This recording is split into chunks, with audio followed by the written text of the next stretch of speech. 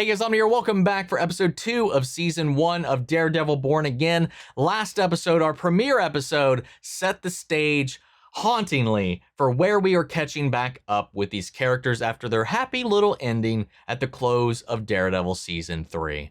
We got a little bit of a moment to celebrate and kind of live in that, maybe for until 5 minutes later, and it all comes crashing down as Foggy was taken out in this whole ploy by Poindexter, by Bullseye, to get back at Matt and his crew. It opened tragically, man. Watching that whole scene play out was just grueling. The way that has impacted our characters after our time jump and everything that's happened in between, it was a lot. You know, Matt has hung up his cowl and Fisk has put his criminal business, at least in the closet for now. It's in the shadows. Vanessa's running all of that, and he's keeping all of that disconnected from himself. He's like, you can continue to do all that, but I have to do everything over here. If I'm going to run for mayor and do this the right way, I have to stay clean. So he's kind of taking that off of his own shoulders after his own personal experiences. So we're also catching up with them both in on 2 very different tracks. But then they had, like I said, in the last episode, we had this little sit down where they were basically talking to each other. It's like, hey, as we currently are at the moment, we are going to allow each other to continue on. But if either of us dip our toes back into our previous habits, like Fisk doing anything illegal or Matt donning the cowl again, that truce will be broken. Just before the credits roll, it's announced that Fisk wins the election and has become New York's next mayor. Meanwhile, Matt is wrestling with what to do with that information and the temptation to let the devil out, as there's people celebrating all around him, but then yet there's the cries of people in need. But what does he do? And we are left with that shot, him bathed in shadow as a blinking light flickers, calling to that devil inside him. Oh, so good. But guys, that all said, let's get ready to hop in. If you want to see the full-length reaction, as always, you can check it out over on Patreon, or if you become a member of the channel, get you access as well. It is a watch-along format, so you will need your own footage to sync up with the time codes for actually the entire episode. Over there, you get the same thing for all the other shows and movies that we cover on the channel. You also get to suggest and vote on movies we react to each month. It's just a great way to support the channel, help us do the things we do over here. But at the end of the day, I really appreciate it. Enjoy this reaction. To at least leave a like, drop a comment, subscribe if you're not already, because it really helps these videos out. Huge shout out to the team over at Prepper for helping me edit down these highlights for you guys here on YouTube. And with that all said out of the way, let's go ahead and hop into episode 2. Here we go. Thank you, New York. Vanessa and I, we offer our deepest regards. It's humbling to be sitting here speaking to you as mayor this evening. The city is in shambles, crime, poverty, feeling of uneasiness as if in moment. We know how to take care of ourselves. We don't need a gun-toting vigilante who wears a skull on his chest, or a man who dresses in a spider outfit, or a guy who wears devil horns to save us. Oh, I love the call-outs. Hey, it seems like you... Hey, buddy, this doesn't concern you. Hey, you're beating on a guy who can't defend himself. I said, stay out of it. Let's go.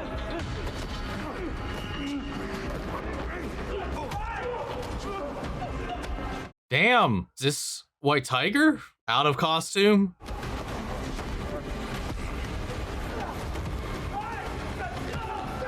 Oh! Oh! NYPD, do not move. Wait, what?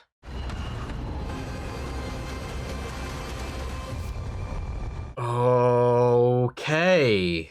What the fuck? Daredevil? I haven't heard that name in a long time, man. And I don't miss him. He's a clown. You know, who needs him? It's more trouble than he's worth. Are the strong obligated to protect the weak? Yeah, they are, but they're kind of whiny about it. And then they start preying on the weak. Well, the good news is she's in holding, she's sobering up, back amongst the living. Do you have any idea of how long this will take? Here's what's gonna happen, cop killer. You are gonna sign a confession. Oh, wow. I mean, it wasn't intentional, but like, look at it from like his perspective, you know, like it looked like they were mugging a dude. So I don't know what was actually happening at this point. Hey, Ayelet. Those guys tune you up? Does it matter? It does. Matters to me. You the public defender? No, I'm a defense attorney. I have my own practice. I didn't call you. How did you get in here? You know, they're saying you killed a cop. All I was trying to do was help a guy out. They're saying you approached 2 officers on the platform. No, man. They never said nothing. All I was trying to do was break up a beating, okay? So what happened to the One officer of them who... tripped. Look, I didn't push him, I swear. I wasn't trying to kill anybody. That's not me. That shit, there was a trip. I mean, 1 second he's there, and then he's gone. Dude, just imagine. Is there anything you're not telling me? No, man. Nothing. You're still pretty wired, I'm sure. Everything's a little fuzzy. We need to go over it a few more times before the arraignment. But for now, that's all we need to do. They can't afford you. I'd still like to represent you. I love Matt so much, man. Wait, hold up. You're blind. The city is broken. I said I'd fix it. Try anything big now, you're painting a target on your back. Targets draw attention to problems. You hired me because I know how politics work, and right now it's all about maintaining the status quo. So your advice to the newly inaugurated mayor of New York is that he do nothing? What's going on here? It's that big hole. We'll be around it in like a minute. Sir, I'd advise against whatever you... I want you to stop what you're doing and fill that hole. We're waiting on the permit approval. Consider it approved. Got it. No! This will be a good look.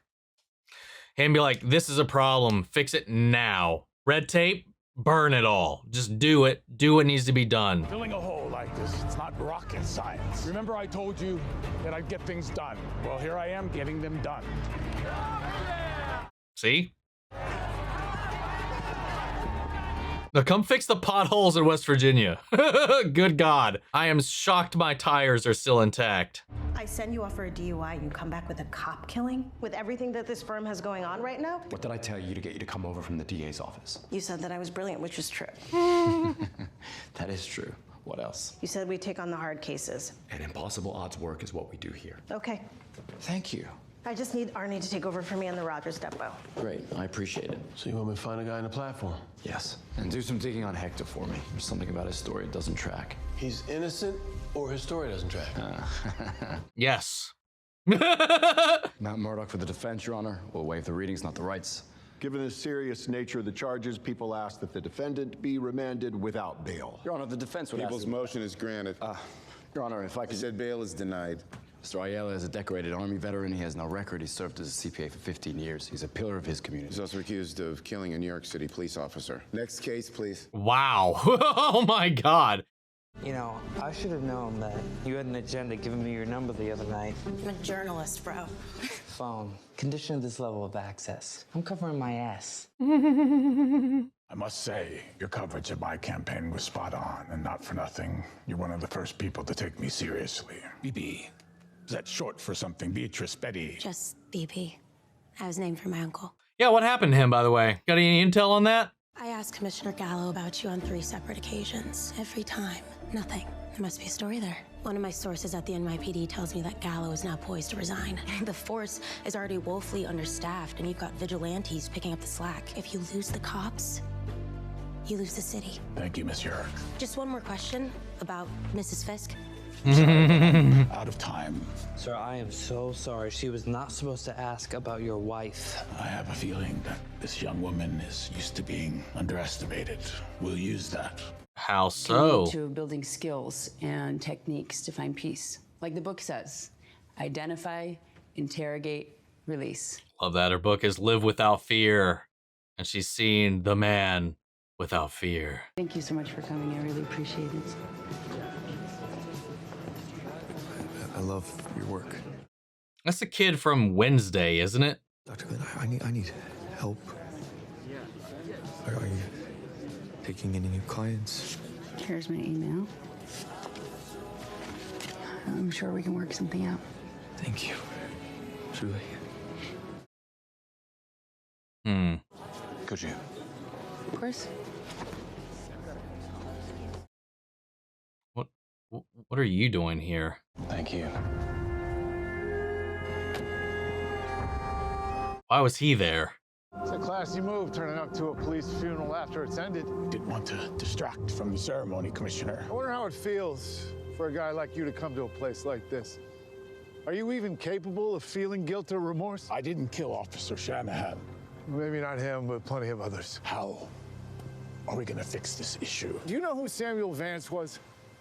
No, of course you don't. Mayor Vance was the mayor of New York in 1874. He served for 1 month. It is my personal mission to make sure that your term is shorter than his.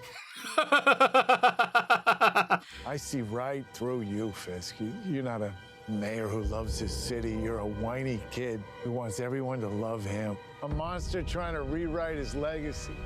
Once a thug, always a thug. See you around, Kingpin.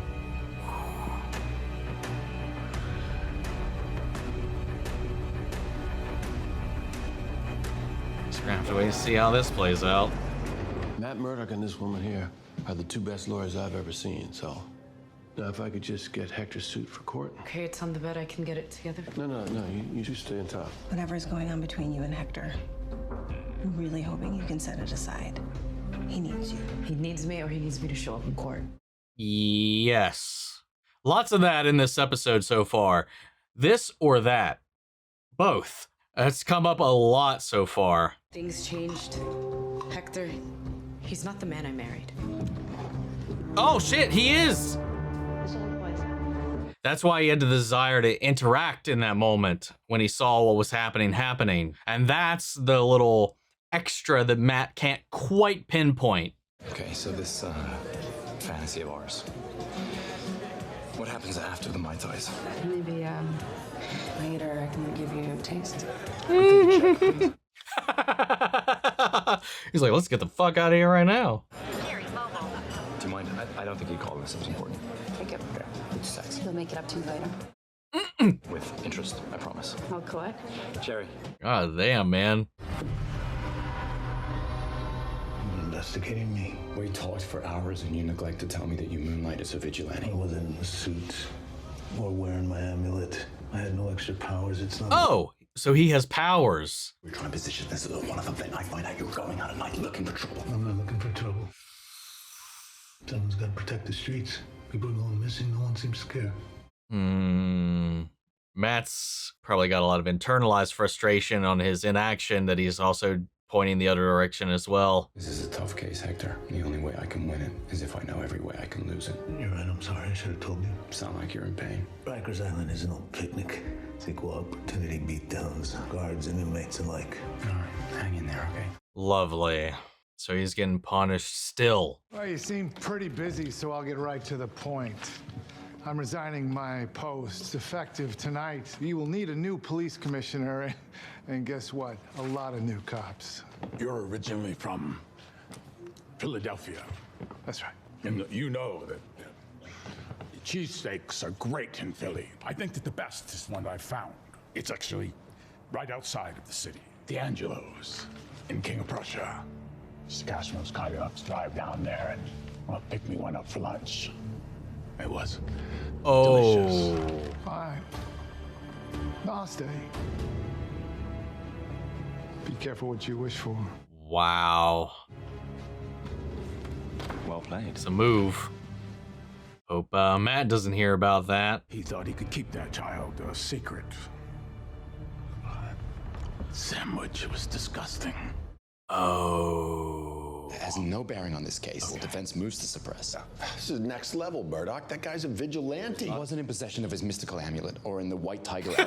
He was like, what the fuck is this guy talking about? Inflammatory information will unfairly bias the jurors. It perfectly meets the standard of more prejudicial than probative. Cut the crap. Okay. Oh my. I'm granting the motion in limine. The people are directed not to discuss or introduce any evidence of Hector Ayala's life as White Tiger. Let's go. Jails are revolving doors now. I feel like nobody's being held accountable, and I'm sick and tired of being afraid. These little like interjections with the BB report on what the citizens are thinking, like on every side of these issues, is a lot of fun. I like what they're doing with that. It always gives you a connection to the people of the city. We're just not finding anything that says the guy is telling the truth.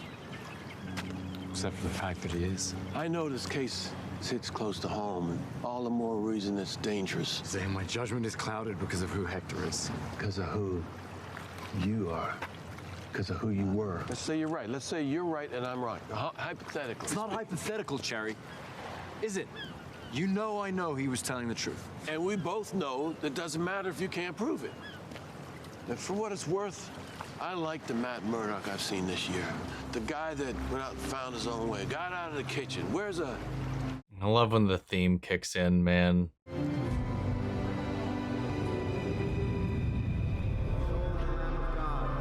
Behold him who takes away the sins of the world. Blessed are those called to the supper of the Lamb. Love it. He doesn't have his confidant anymore, but it's still there. It always will be.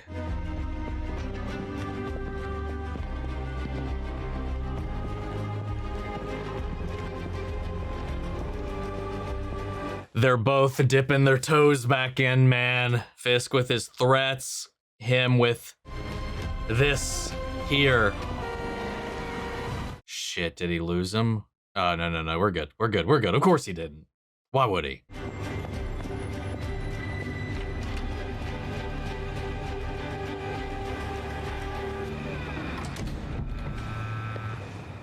Yeah, they're calling. I won't be able to make a reservation tonight. I'm meeting a new client. Rain check? Yeah, sounds good. Thanks. We appreciate your discretion.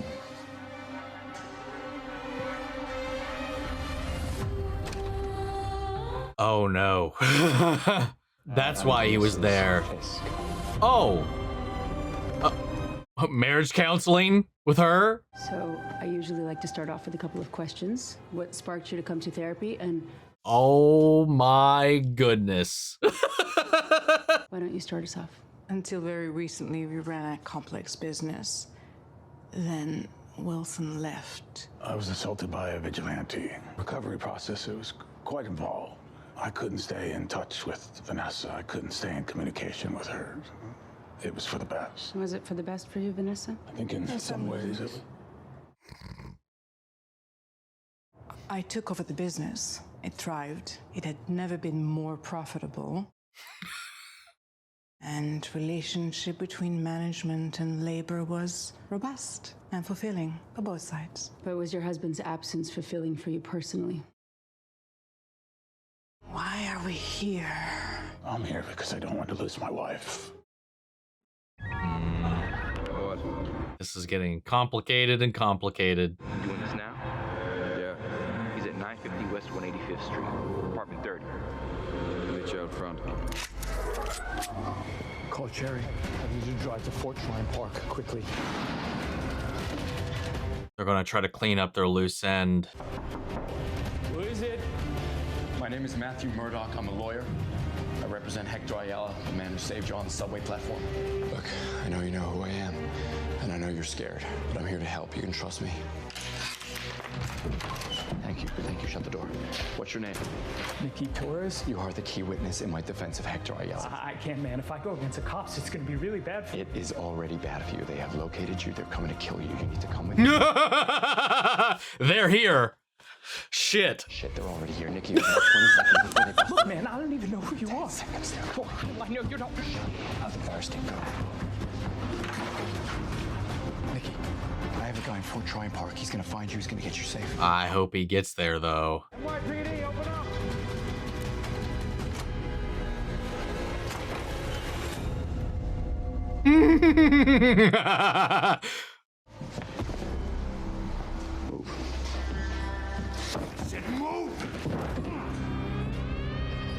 Oh. Whoa. Is this like a commentary on the co-opting of the Punisher's icon?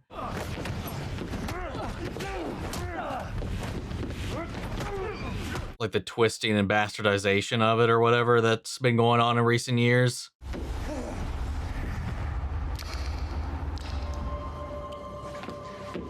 Don't push, man. You're gonna wake up the devil. Don't do this. No. Don't do this. You don't want to do this. Oh, let's go. Oh! Fuck him up, Matt. God damn.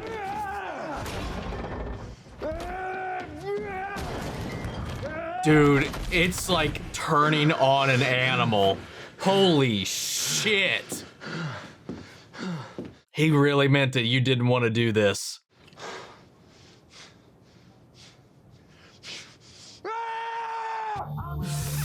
Woo!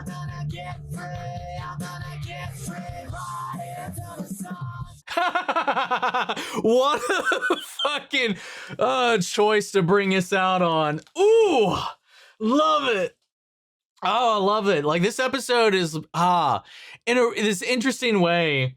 Like, after the whole little sit down at the diner between the two of them, like, they're just seeing like these little ways in which, what do you want to call it? The reluctance to do anything that they had been doing up until that point, like Matt hanging up the cow, Fisk trying to like do everything by the book and get things done, though. Like, he wants to do what he wants to do for the city in his own way. And sure, there's probably some level of selfishness involved in it. Like the cop pointed out, the commissioner pointed out, that it's all about getting respect so that people love him, rewriting his legacy, rewriting his story, trying to take ownership of it yet again, as he's lost control of it so many other times. Then both Matt and him, in their own worlds, are hitting these little like road bumps, these little like hiccups.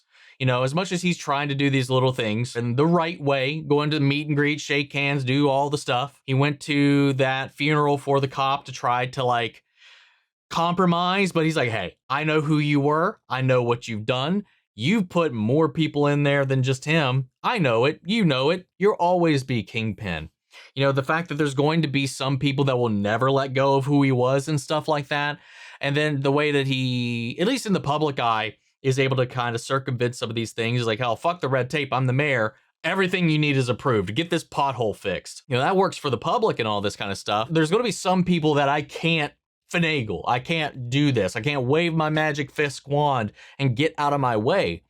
So he had to dig up some dirt on him and leverage that commissioner to not pull out as he was going to do, taking a lot of his force with him. Needed to get him in his pocket, in his side. Not in his pocket, but at least just still there and willing to compromise, as he said.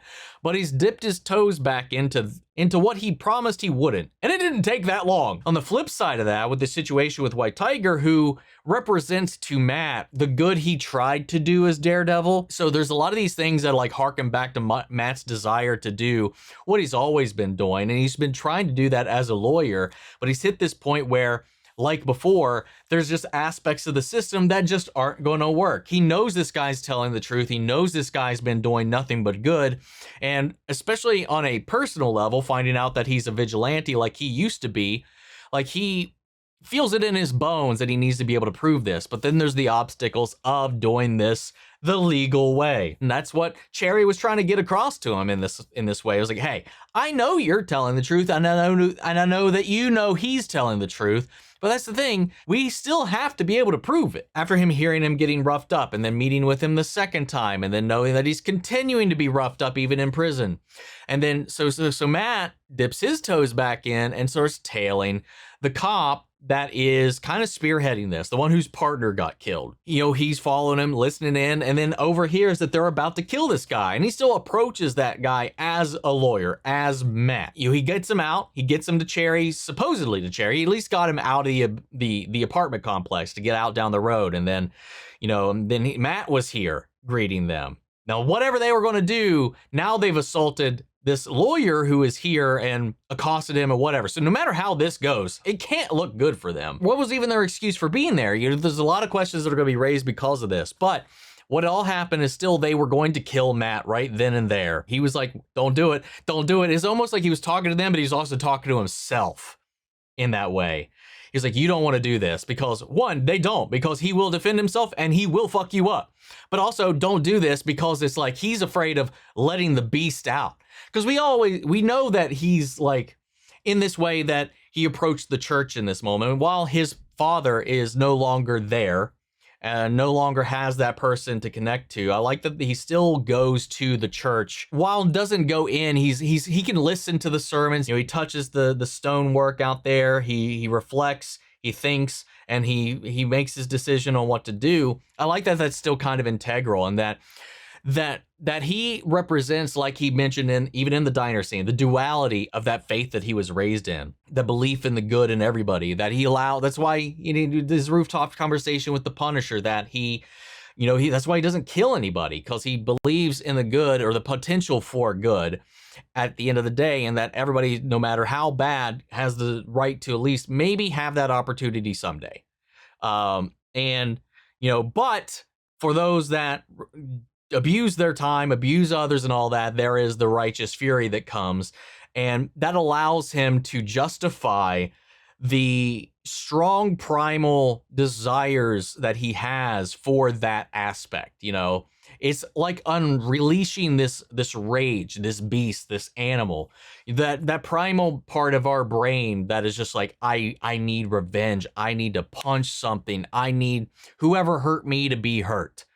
He always, it allows him to like edge with that feeling without going across the line. That's when the whole Dex thing, when that happened, that he got too afraid to put the mask back on, because he wasn't edging at that point. He gave in to the feeling. He gave in to the release. He's like, fuck you, get out of this world. But of course, fate being what it is, he didn't kill him, so he was spared that aspect of it, but still the guilt of having made that choice and given into the feeling.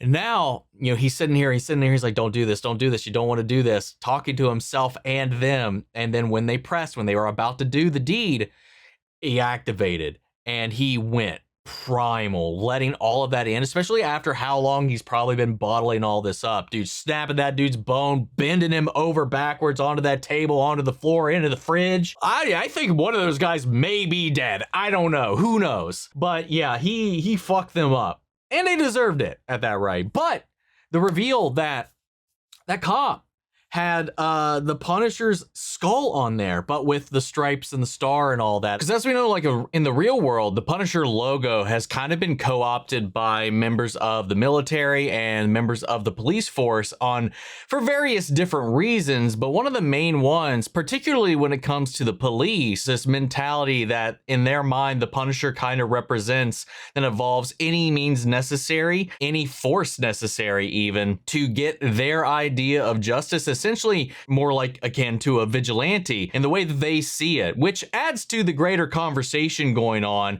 in this world at this point around who should be out there dishing out justice and who has the right to do so. And as we've seen with these people, is it really justice, or is this just an excuse to kind of have a little bit of a power trip, which we've seen a lot of that in the real world as well? Because honestly, that's an interesting thing to kind of tackle with the state of the MCU as it currently is. I mean, hell, they're still talking about this sort of stuff even as far and as deep into this as we are at this moment, even in Brave New World, the whole Sokovia Accords, the registration and managing and responsibility of people with abilities, with vigilantes, people who take the law into their own hands. But then we have these cops, and we don't even know the circumstance. We don't know what this kid was doing. We don't know how huge or minuscule or anything or why they were after him. But the fact that they're also considering murking this lawyer speaks volumes to what they're actually trying to do. It's not even about the criminal at this point, but anybody even in between them and their target. I'm wondering if the part the Punisher is going to play is going to have anything to do the way his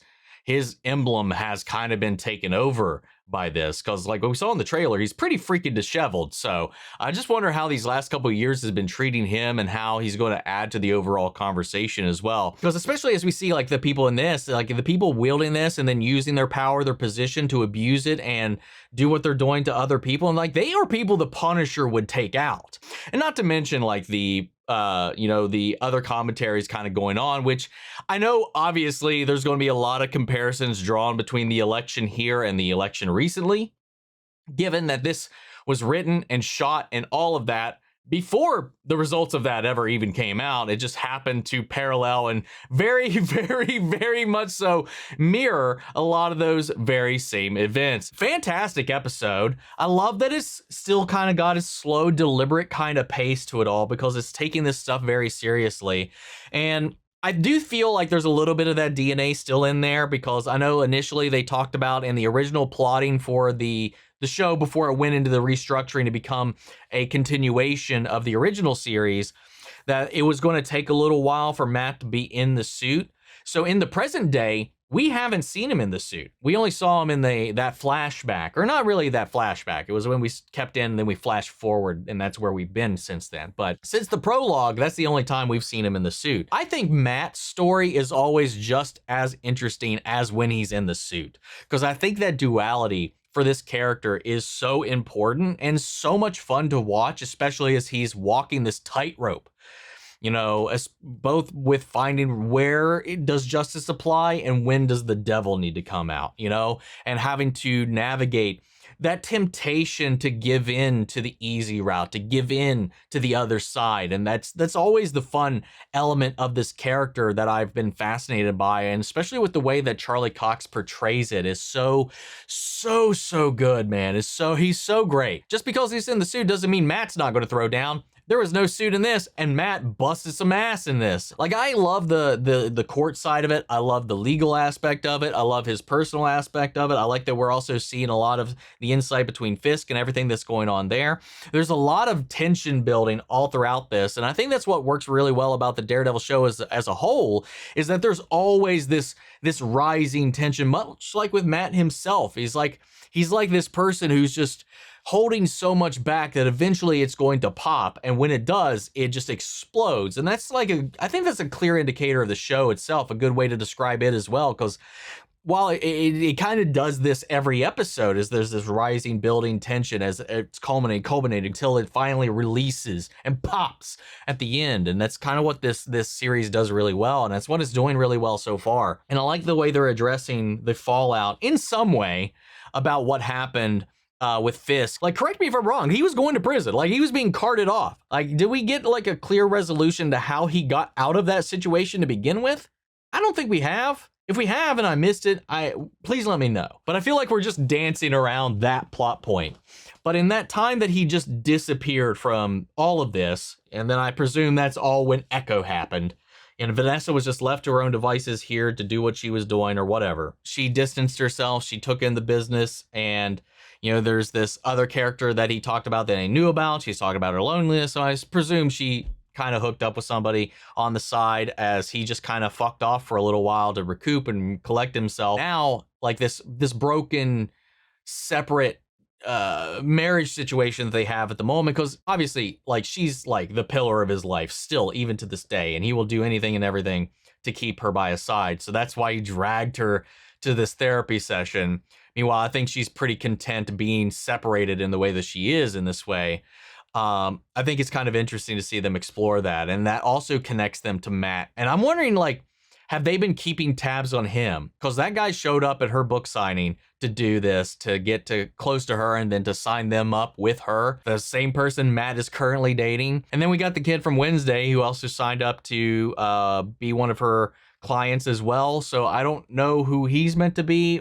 We got the Yorick connection as well with that whole thing, with that scene with his niece being here, and again knowing the fact that her uncle was killed by the very man she was interviewing in this moment is insane. I'm loving what they're doing with this, man. There's a lot of layers to it. There's a lot of fun they're having with it, and this has me really excited coming into this for the rest of the season. And they're already started shooting season 2, which is exciting because we know that Marvel's changed their approach to these shows in the hopes of building them to grow instead of just these limited series one-off, like you need to watch this as part of the greater picture kind of thing. So I like that they're building these things to cultivate them, which is nice. And then between these recordings, I did see like a comment, I think on a review when I was like making a little post earlier, was that I think I saw a quote saying that I think it was somebody else's review of the series. They saw the entire show so far, and I don't know